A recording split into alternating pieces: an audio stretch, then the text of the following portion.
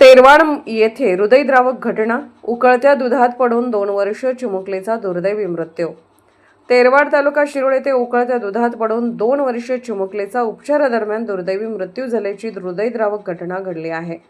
गावात सुरू असलेल्या यात्रेच्या पार्श्वभूमीवर घडलेल्या या घटनेमुळे तेरवाडसह परिसरात हळहळ व्यक्त होत आहे।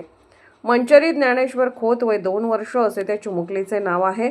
आपल्या माहेरच्या तेरवाड गावची यात्रा असल्याने यात्रेसाठी आपल्या मुलाबाळांसह विवाहित महिला आली होती। आपल्या लहान मुलाला दूध भात खाऊ घालत असताना तिला पिण्याचे पाणी आणण्यासाठी ती स्वयंपाकघरात गेली। दरम्यान आईच्या मागोमाग चिमुकलीही गेली आणि गरम करण्यासाठी ठेवलेल्या उकळत्या दुधाच्या भांड्यात पडून गंभीर जखमी झाली। नातेवाईकांनी तिच्यावर प्राथमिक उपचार केले व गंभीर भाजलेल्या अवस्थेत पुढील उपचारासाठी सांगली येथील शासकीय रुग्णालयात दाखल केले। अतिदक्षता विभागात उपचार सुरू केले होते, मात्र प्रकृती अत्यंत चिंताजनक असल्याने उपचारादरम्यान तिचा मृत्यू झाला। या दुर्दैवी घटनेने तेरवाड गावावर शोककळा पसरली असून चिमुकलीच्या अकाली मृत्यूमुळे कुटुंबियांवर दुःखाचा डोंगर कोसळला आहे।